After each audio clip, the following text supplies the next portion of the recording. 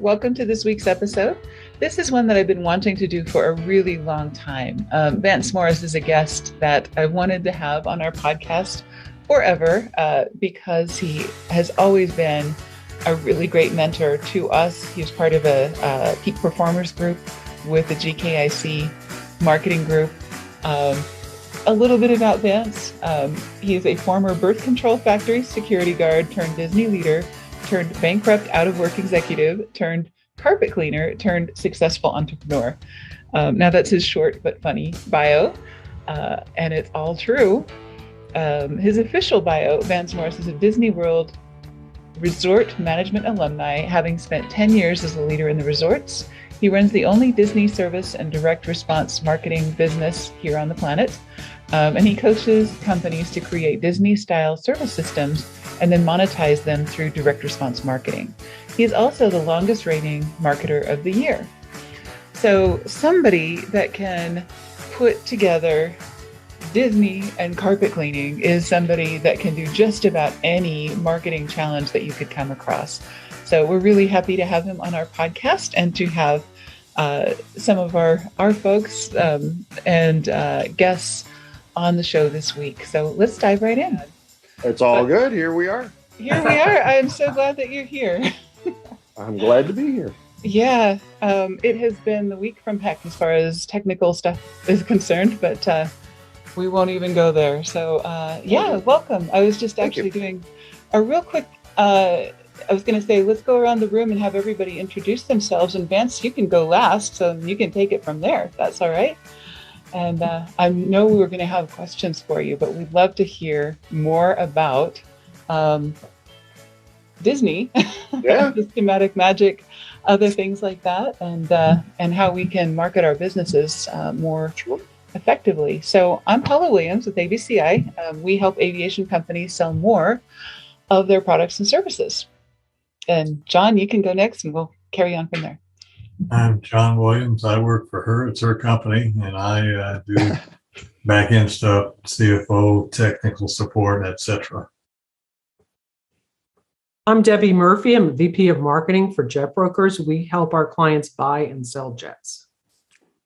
And I'm Priscilla Cortorado from Shelter Aviation. We are a fixed-base operation and also airport construction. Wow. Excellent. And Vance, I'll just do a real quick introduction and let you introduce yourself as well, because I'm sure I'm going to miss some things. But I met Vance probably 10 years ago at a GKIC event. And you were the Marketer of the Year that year. And I understand it was like your 10th year of being Marketer of the Year with GKIC. Only 3 years. Only 3 years. Okay. Still, I don't know if anybody else has ever done that more than once.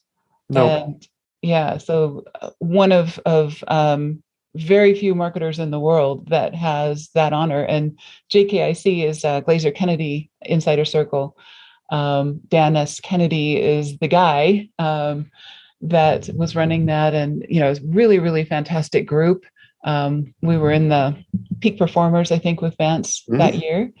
And had a fantastic time and learned a whole heck of a lot from you. And I thought, who better to bring into this group and to, have speak to our folks, even though it sounds kind of weird, Disney aviation, there's actually a lot of connections and a lot of things that we have in common that we do. Well, they just washed off Walt's old plane and getting it ready to go from Orlando to California for the D23 conference. So it's an old G1. DC3. Yeah. They dusted it off. They're going to send it out. Oh, that's wonderful. DC3s are so cool. Is it a DC3 or was the Gulfstream 1? Is it DC3? I'm sorry. You might be right. I don't know why I thought that. Tomato, potato. Right. Private plane. Very cool. Disney. Yeah, it's his own plane. Mm-hmm. It had propellers on it. Yeah, it did. That's a DC3 then. Right. Gulfstreams don't have propellers. So it makes it. The G1 did actually. Did it? Yeah, they did. G1 did, yeah. Oh, the G1 did. Okay. Learn something new every day. I was thinking, Gulfstreams are all jets, but who knew? Yeah, it's a G1 that they're moving. Okay. What it is. And Debbie wins for the Googling skills of the day. Trivia. Very cool. All right. Well, Vance, I think one of the things that we're interested in is, I know you worked with a lot of different businesses, carpet cleaners and franchises and a bunch of other things. So what are some of the key points that Before you go there, yeah. Uh-oh. Okay. let Priscilla tell you about herself. Okay. Yeah, she did an introduction, but this is your first time in the group. So, is there anything else you'd like to tell us about what you do? Or Well, we Absolutely. could talk about my stint as a security guard at a birth control factory. I don't know how many of your guests have ever done that. not me. And I'm going to hazard a guess that you don't know anybody who has had that job either. I have. So, I've done the security guard thing, but not at a birth control factory. Yeah. Oh, the stories I could tell. Sure. No, I think the big thing for any business to learn, and it's not just from Disney or anybody else, but is looking outside of your industry for the inspiration and for the ideas you need to be better than everybody else in your industry.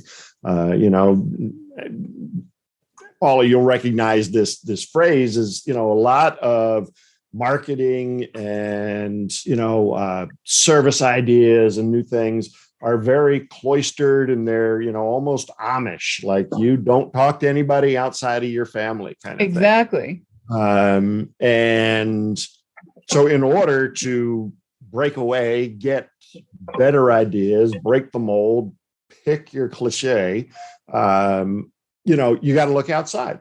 Yeah. My background happens to be Disney. I spent a decade working for the Walt Disney Company. My last job there was as the food and beverage director at the Contemporary Resort. And it was there, the great thing about looking at Disney is when they make a mistake, boy, do they make a mistake. I mean, like, $1 million mistakes. Yeah. It's ugly. Mm-hmm. Or a child gets eaten by an alligator, one or the other. I mean, there are no, when they screw up, they do it royally. However, their wins are enormous. Yeah. And I think it's because they take those chances. You guys heard of Galaxy's Edge, Star Wars Land at one of the theme parks? With the monster price tag on. That's the new resort. That's Halcyon, the Star Wars Experience Resort. Okay, right. That's coming. No, Galaxy's Edge is Star Wars Land. Okay.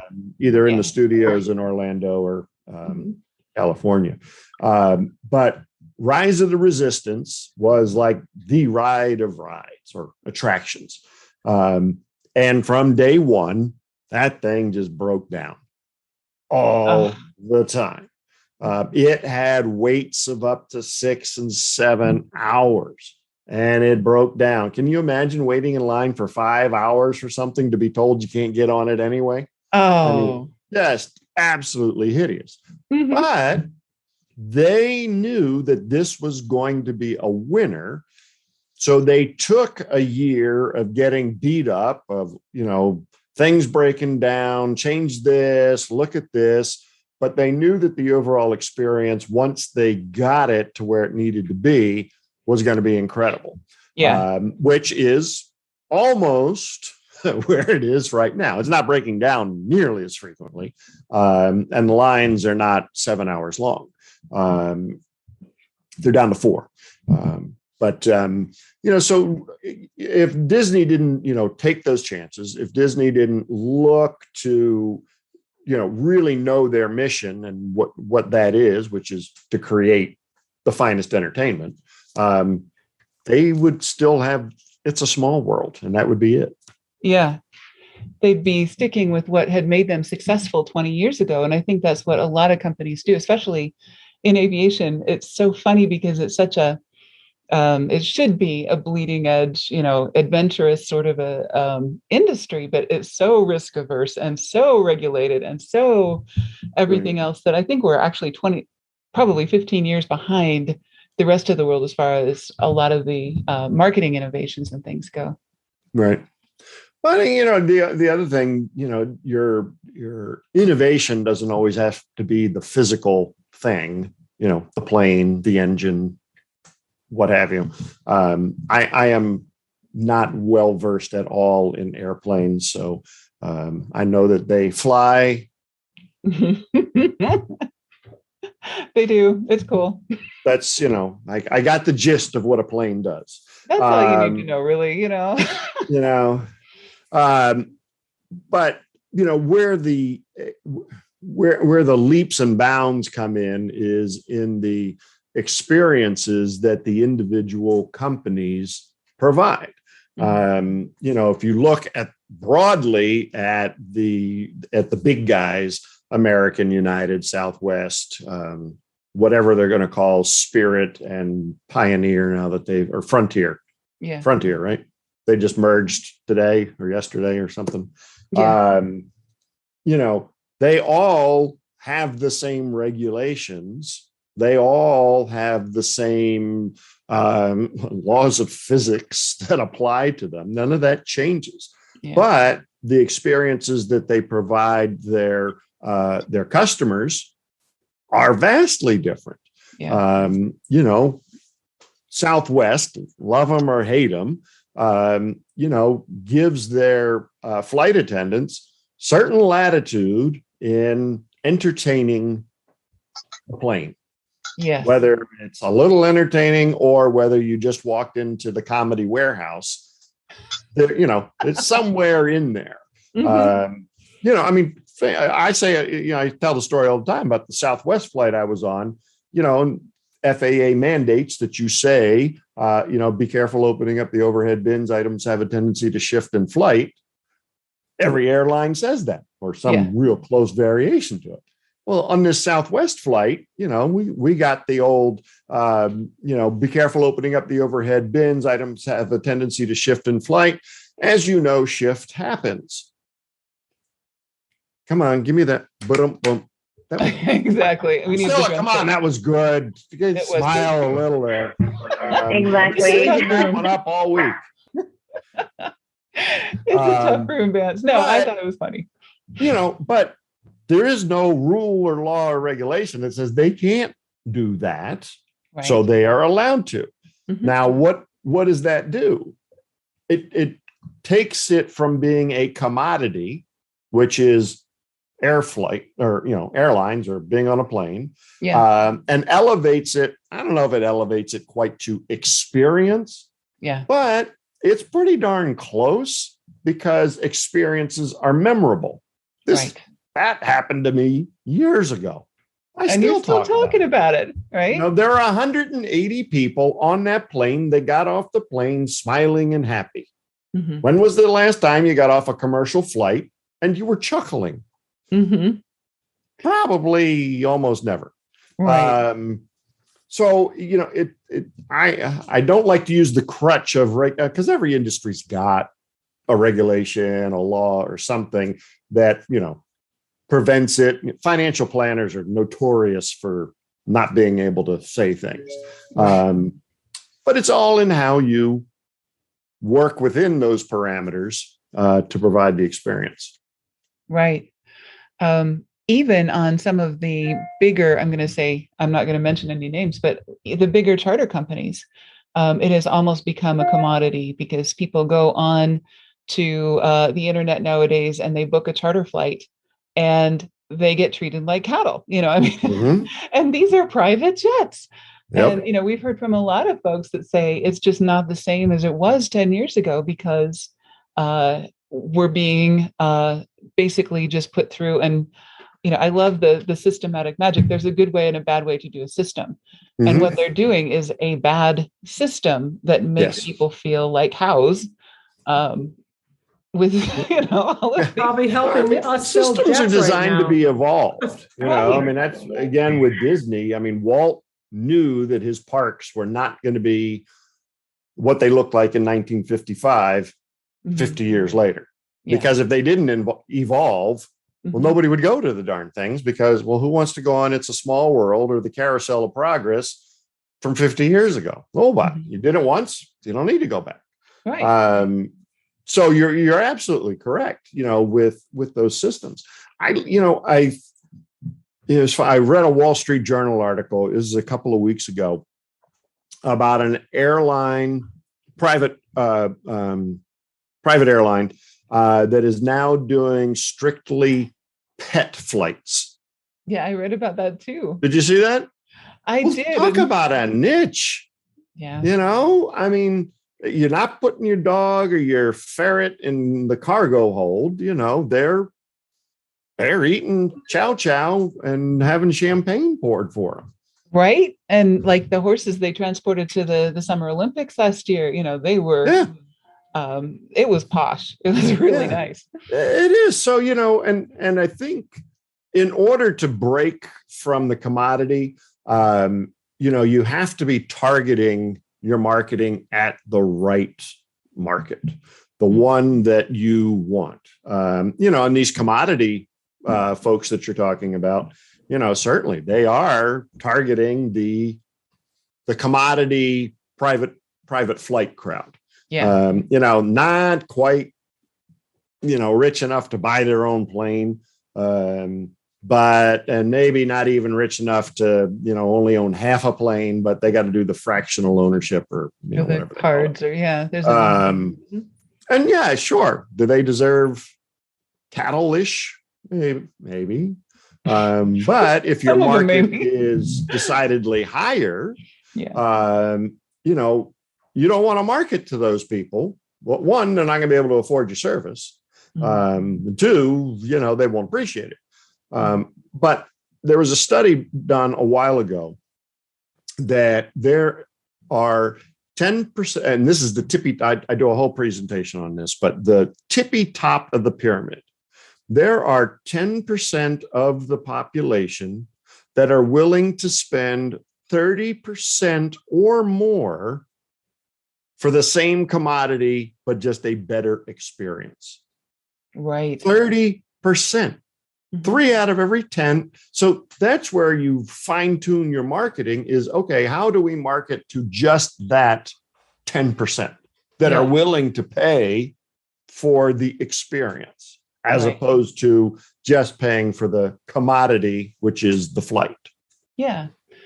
And I think, our research as well shows that a lot of the people in the aviation industry, the reason they purchase private aviation services and things like that is for convenience. That's their number one thing that they're looking for. So I think that fits pretty precisely with the study you read. Yeah, definitely. Yeah. Because you're trading, you're paying for that convenience. Right. It's just like anything else. I mean, there's a progression between commodity and experience. Yeah. And it's, what are you willing to pay? A step above commodity are goods. And goods are commodities bundled together to create something. So if you remember Mama making your birthday cake back in the day, she literally touched the commodities: flour, sugar, cocoa. It cost you like $1 to make a cake. Well, now they have Duncan Hines in a box. So now you've paid for that convenience of having all the ingredients, quality aside, all of the ingredients in a box. And then, there's varying degrees of those goods. You got your Walmart brand cake mix, or you got your Ghirardelli brand cake mix. And there's, price elasticity there. The step above goods is services. Yeah. So now services are fairly intangible. But if we're going with our cake analogy, we'll go with commodities, flour, sugar, cocoa. We'll go to boxed cake. Next, we'll go to a service, which is your grocery store or a baker making the cake for you. Yeah. Now, at each step, the price goes up, but you're buying convenience, you're buying time. Mm-hmm. And then there's the be all, end all, be all, which is the experience where you literally just subcontract out the whole birthday party. Think of, American Girl doll store, Dave and Buster's, you go in, you have an experience, they do everything, and then you leave.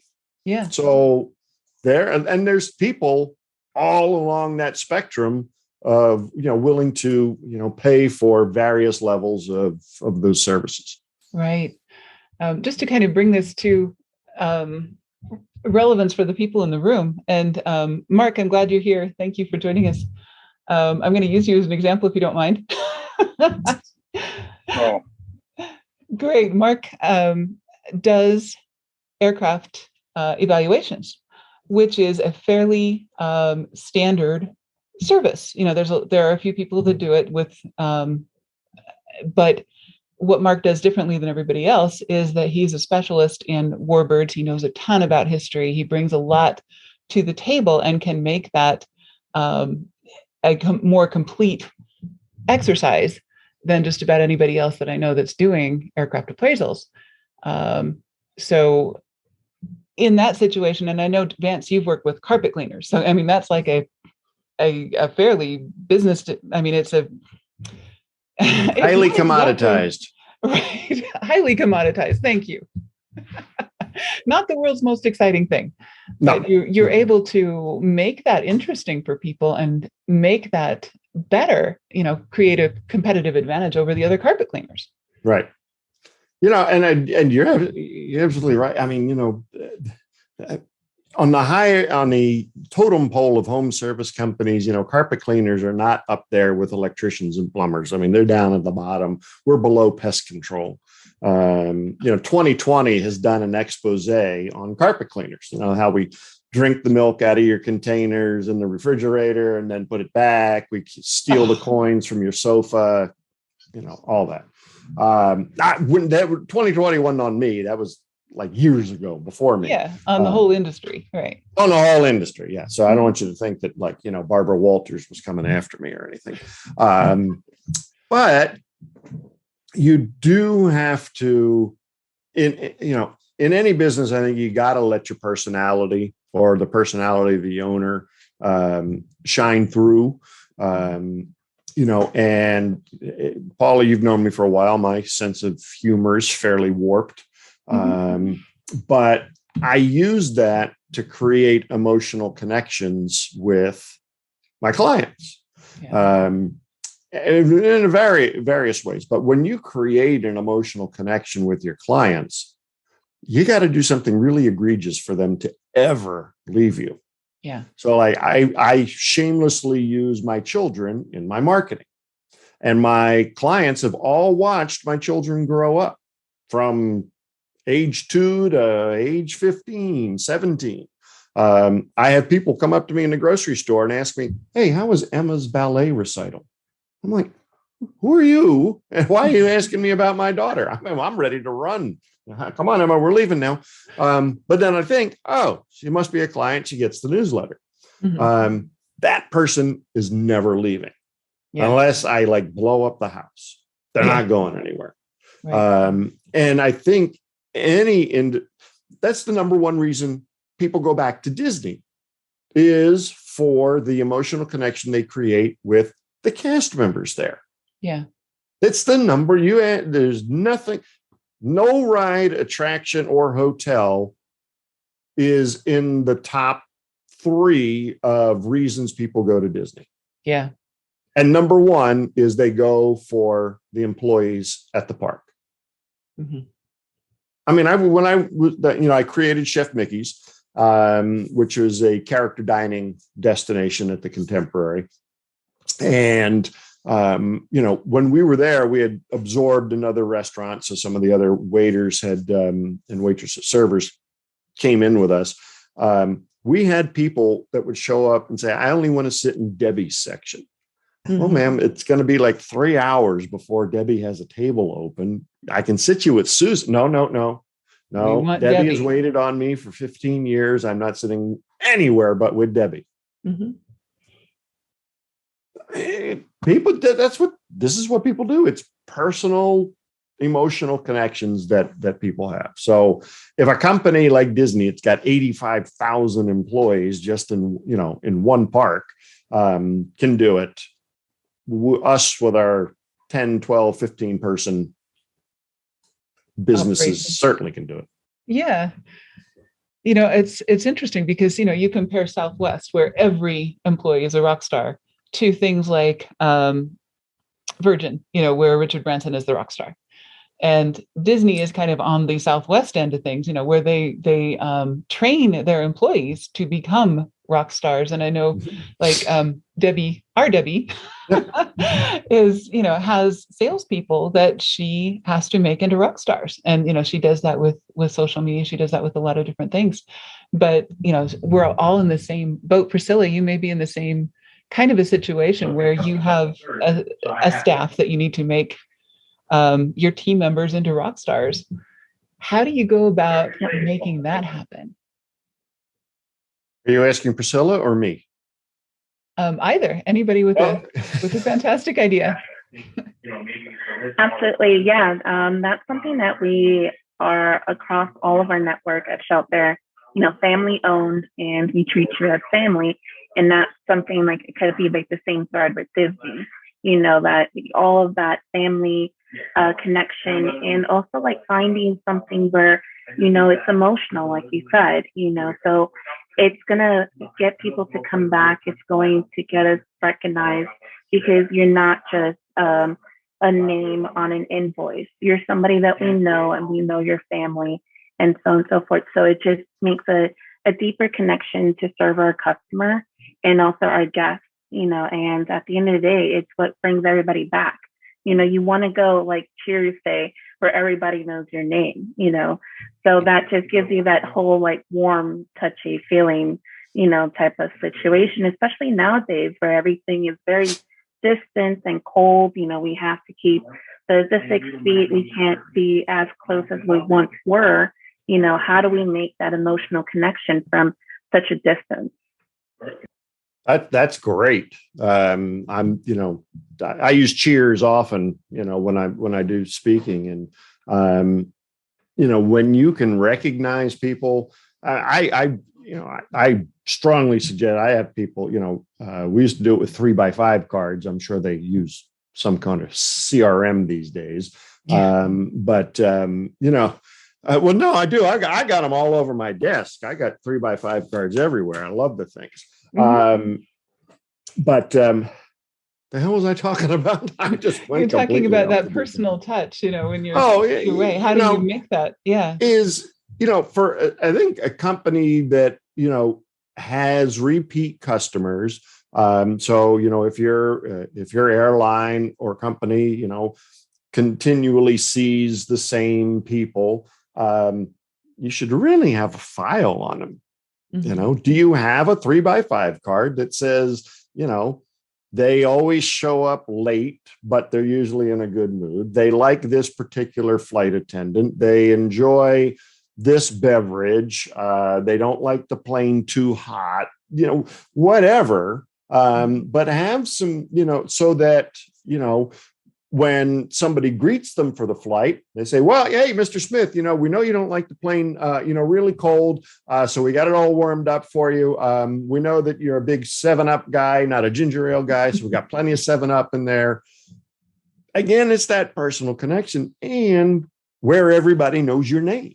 Why you might not know his name, but you still got the 3x5 card, and you can personalize the trips that way. I think in your industry, in private flight, you could personalize just about every trip with nary a lifting a finger. you had asked something earlier, and I want to make sure I get back to it. And it was the original question that you posed to both Priscilla and I. And I think that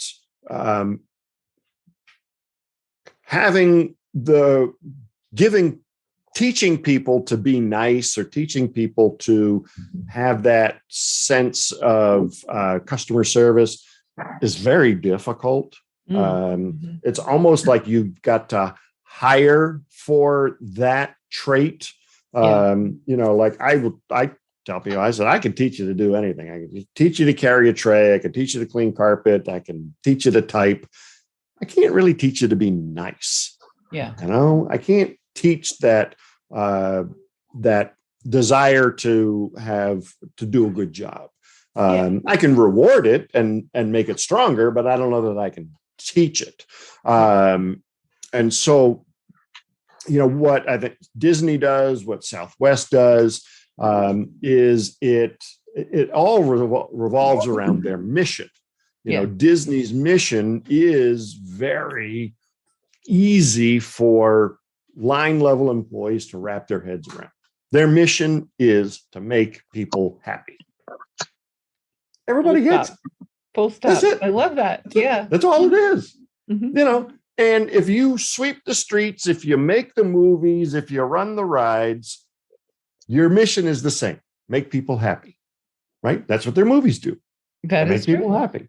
The guy serving you beer at Epcot, he's there to make you happy. Now, each of their individual jobs is different, but they all have the same mission.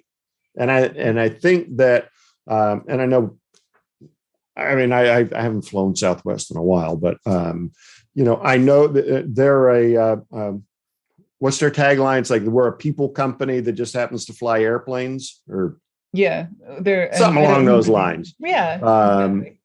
We'll publish it in the show notes. We'll look at it. There you go. It's a good one. I know that. Debbie, quick, Debbie, get on that Google thing. You're so good with the Airstream. No, I don't. I just happen to know that other fact. For some reason. Okay. Because I post things that have interested people, and for some reason I knew that one. Yep, you're an encyclopedia of aviation knowledge, Ben. But we've been in this business a long time. Yeah, our business it's all about personal relationships. So that's what our guys have. They have to build personal relationships. Yep. And you guys, we don't buy or sell an airplane for a customer maybe once every 10 years, but that's their guy, and they're not going to anybody else, once they have one of your brokers. So, well, sometimes they sell, like nowadays, things are selling much quicker, like they're turning over. So, because the market's crazy, but so they're keeping up with the Joneses has a whole new meaning. There's only less than 3% of the aircraft in the world are for sale, and usually it's like 9 or 10% for private aircraft. John, you were going to say something? Yeah, sometimes all you have to do is be observant. And I can give you a Disney experience. I was there with my daughter when she was, 4 or 5 or 6. And we were walking through Epcot. Perfect Disney age. And this robot, about 20 feet away from us, turned around and said, "Hi, Michelle." And it scared her to death. "Daddy, how did she know my name?" And I said, "Well, it probably heard me call you Michelle, and it just wants to be friends. Here, that's probably okay." Mm-hmm. And then, how many other companies would do that, though? Right? That kind of stuff, and it is being observant. Yeah. And Disney's actually taken this now to another level, where they actually get the guests to advertise what's happening in their life so that Disney employees can then recognize it. So I don't know if you've been there lately, but everybody now wears a button. And on the button, it says, wristband, wasn't it? My first visit. Just married. Okay. Mm-hmm. Happy anniversary. And so now all the cast members, it's a point of conversation. It's a conversation starter for the cast member. Oh, hey, congratulations on getting married, or congratulations on your bar mitzvah or whatever it is you're Happy celebrating. birthday. Right. That's great. So, and these people wear it with pride. I mean, everybody in the parks, just about everybody celebrating something. Mm-hmm. That's true. We once actually, and I think what fosters the observance, and you can teach techniques, you can teach tactics, but that motivation, we once had to fire a customer, for our marketing services because they didn't like their clients. They didn't want to have anything to do with them. They just wanted them to buy services, but they didn't want to interact with them. They didn't want to be the rock star of their marketing. They didn't want their face on anything. They didn't want their personal phone number on anything. They just didn't want to have anything to do with their customers. And I remember asking, do you like the people that you do business with? And the guy said, not really. I really would much rather just collect the checks and, automate everything. And, and I'm like, you're in the wrong industry and I can't help you. You're gonna have to go run a McDonald's. Right. I mean, think about it. I mean, McDonald's now, you don't have to talk to anybody. There's the key. There's a kiosk. You walk in, you doink, doink, doink, doink, doink, and like 2 minutes later, your Happy Meal comes out. Right. You need to be, in the business of vending machines or something, because this is not where you should be. But you can't teach that. If somebody really doesn't care, then you can teach them every tactic in the world, and they are not going to be observant about their customers. They're not going to go the extra mile to make sure they have everything they need. All of that is moot. And it doesn't necessarily make them a bad person. Right. Disney calls it being miscast. You are not cast in the right role. I like that. And Disney, that's their whole thing is, we're putting on a show. We have cast members, our offstage areas are where we take breaks and, the trash is taken out. On stage is where all the, activity happens. What was I talking about? I did this again. Good gracious. No, that's okay. You're talking about motivation and miscasting. Oh, the cast members. Mm-hmm. Oh, good Lord. You'd think I'd had Alzheimer's or something. I think it's all early onset dementia. I swear. Cast members. Help me out, Paula. What was I just saying? I think you were going to say that sometimes you get a person who is not a caring individual. Oh, miscast. Yeah. There we go. Uh-huh. So, but Disney believes, though, that there probably is a role somewhere in the organization for them. Yeah. Maybe it's third shift custodial. Mm-hmm. They don't have to talk to any guests there. You just go and clean stuff. Don't talk to anybody and go home. Right. And some people are happier that way, and that's great. But, they shouldn't be marketing very personalized products and services, which is what we're all doing in this industry. Exactly. Yeah. Fantastic.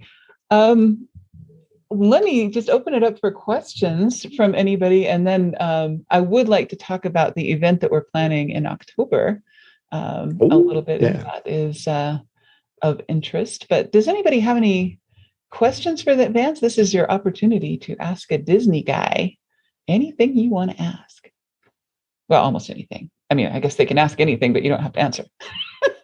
I'm good. Whatever you want to do. I guess a good question would be, how would Disney best handle any sort of customer irregularity? If the service wasn't exactly what the customer had expected, how do you bounce back from that from a Disney standpoint? Sure. Great question. And as I mentioned, Disney makes mistakes. Sometimes they're not all tragedies. Sometimes it's just a burnt steak, or, the toilet restroom wasn't clean. It might have even been something that wasn't Disney's fault, like their flight. I shouldn't use flight delayed with this group, should I? You can. Well, let's just use it. I'm already there. Mm-hmm. So, maybe their flight was delayed and it took them 8 hours to get there because of weather.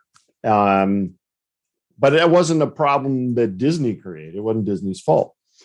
what they do is they empower and I don't like that word empower, because it's got some weird connotations to it, but they literally allow the cast members to do what needs to be done to take care of the problem right then and there. So they are authorized to, spend X dollars to make a guest happy. Because if you think about a problem, it's like getting a cut or a wound. The longer you don't take care of it, the worse it gets. Right? So Disney wants whatever cast member, whether it's a manager or a line level cast member, they want them to take care of the problem right away. Just take care of it. Does that mean giving them a couple of fast passes? Maybe. Is it just something as simple as, oh man, I'm really sorry that, we burnt your steak. We'll get one out right away. Here's some oysters to hold you over.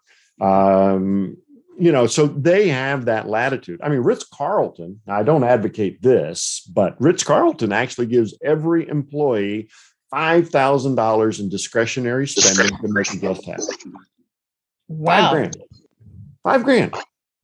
Now Ritz-Carlton is, some, I don't know that they use it all the time, but the management won't question the employee or discipline the employee for spending a lot of money.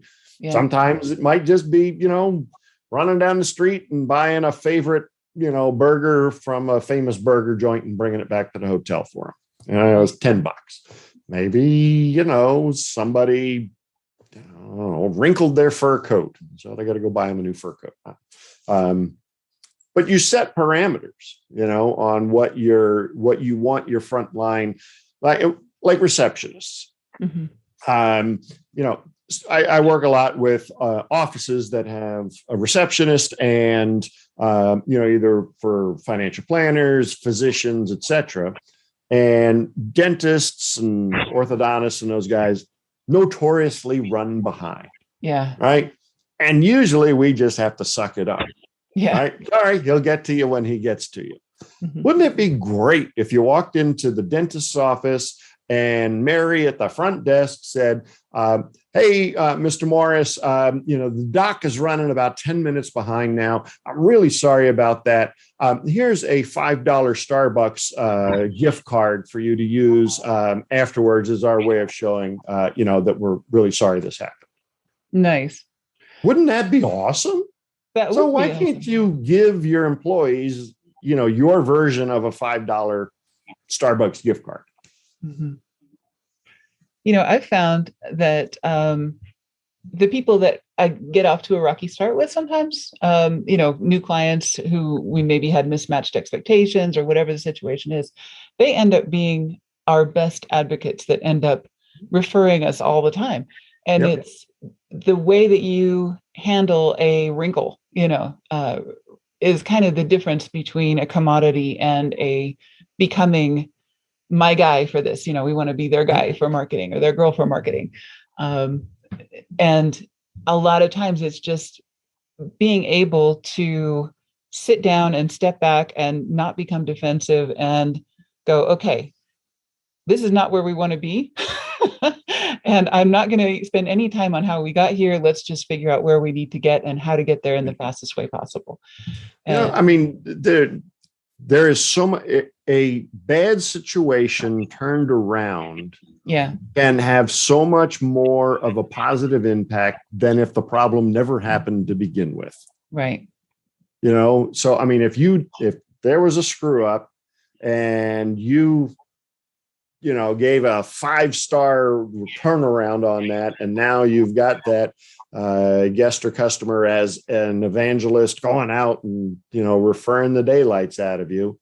Well, if they had just had an average experience with you, would they have turned into an evangelist? Yeah, that's exactly right. That is absolutely true. So, let's talk about Orlando in October. We have... It's the biggest aviation industry event, our aviation NBAA, National Business Aviation Association, has a 3-day thing that is absolutely exhausting. So what we're going to do is make it even more exhausting and have a good time at the front end of it. So the Monday before the NBAA convention starts, we are going to get together with Vance and 8 or 10 of our closest friends and do a walking tour. Basically, what we're thinking is dinner at one of the nicer places at Epcot. Is that right? Mm-hmm. And then a walking tour, 3 or 4 hours, with some education and some fun about marketing and customer service and all of that. And then ending the evening with fireworks and dessert with friends, family, kids, and everybody else that is in the park, just having a good time while we're kind of working, and get together with them at the end of the day. So walking is definitely in that term. Yeah, I call it a walking classroom. But we are going to have fun. You'll see things that you never saw before, even if you've been to Disney 10,000 times.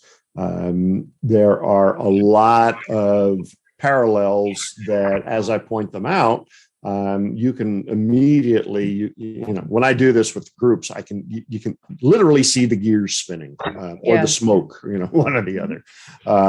It's really cool. And so at the end of the day, it's, yes, you're going to have fun. Yes, you're going to learn something, but really the mission of that day is for you to have, a handful of strategies that you can go back on Monday morning, start implementing that are going to have an impact on your business. Right. Exactly. And you're going to be in Orlando anyway. And, so this is just going to really set things up in a nice way. We always like to kick it off with a networking event, and we usually have a breakfast, which is great, but breakfast is boring, and you can go to Epcot and spend 4 hours having fun. Yeah. You can get eggs anywhere. Yeah, exactly. We can only do so many things with breakfast. But I'm really looking forward to that. I think that's going to be a lot of fun. Yeah, it's going to be cool. Yeah. Cool. All right. Well, is there anything else anybody wants to add? I know we've got group office hours coming in about 15 minutes. So if we need to take a break or whatever, that's fantastic. But yeah, let's go ahead and do our exit. Usually what we do is a 15-second pitch. Everybody pitches their product, service, or whatever. And we'll go around the room and do that one more time, if that's all right. Unless there were any other questions, we can squeak in another one. Great. Mark, do you had a question? Well, I have a quick story I wanted to relate about Disney. Cool.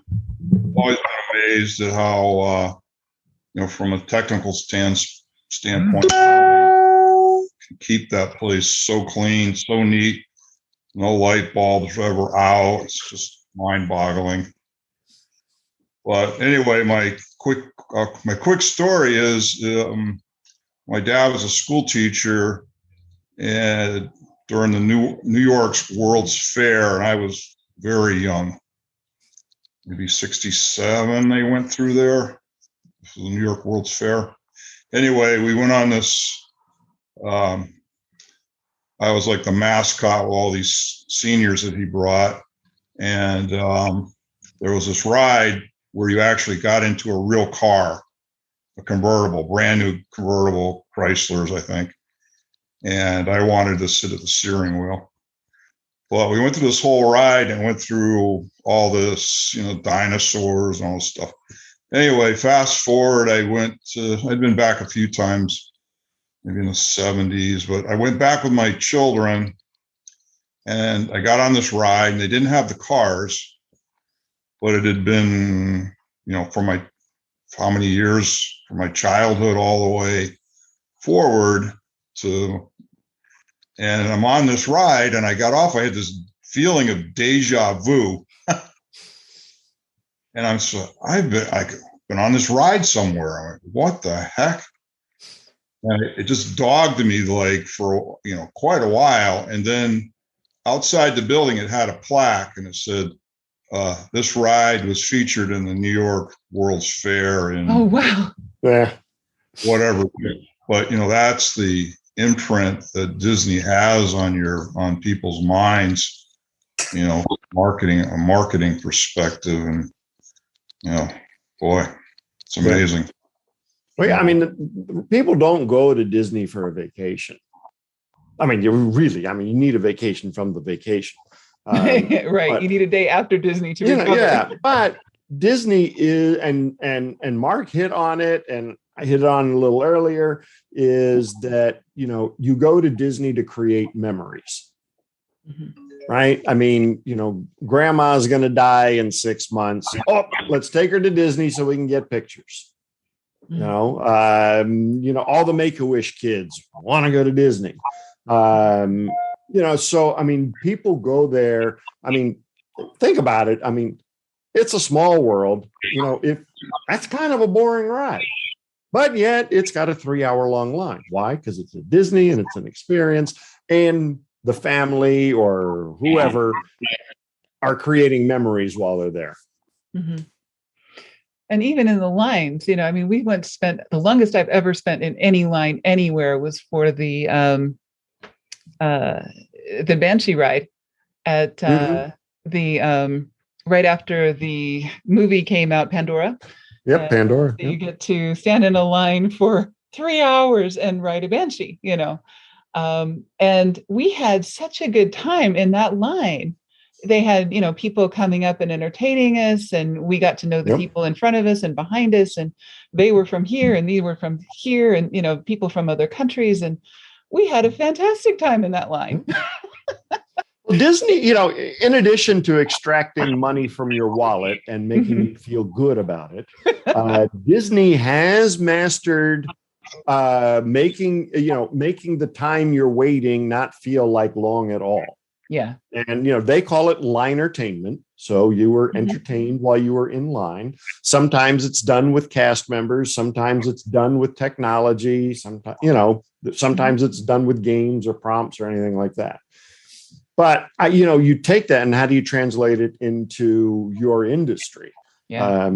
Think about things that people have to wait for in your industry. Okay, well, what are you doing to make it feel like that wait isn't so bad? Yeah. Is it just daily or weekly communication? Is it something entertainment? Do you send them a box of cookies? Do you, whatever it is to make it feel like that wait is not an eternity. Right. Oh yeah. And I mean, even title companies, will send you cookies while you're, there's always a thing that you can do. Yep. That's fantastic. All right. Well, let's go ahead and pitch out because time is not our friend today, as it ever is. And let's try and make our exits as entertaining as possible. And I'm not sure how to do this, but I'm putting myself on the spot as well. I'm Paula Williams from ABCI. We help aviation companies sell more of their products and services by adding entertainment to whatever it is that they do. And if I were wearing a big red nose, maybe that would help. I don't know. I'm going to work on that, though, making our 15-second elevator pitch a little bit more entertaining, a little bit more engaging. So, John, you're on. No, I work for the rock star. All I do is what she wants. I take care of the, finances and tech support. Debbie. Fantastic.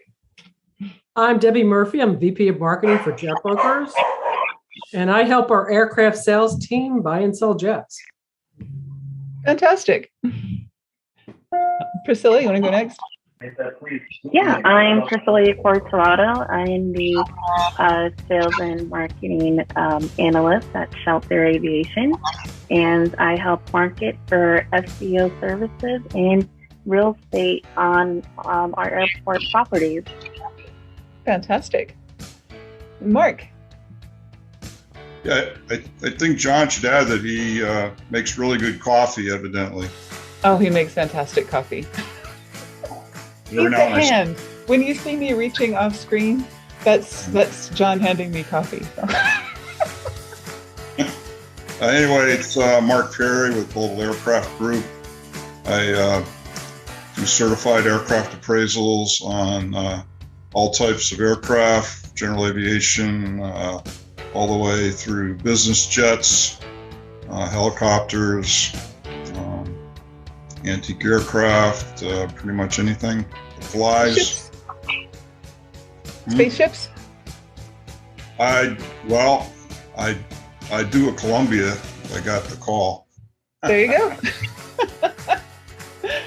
Fantastic. Yep. Area 51 craft? Yep. Oh, yeah. That's on my list.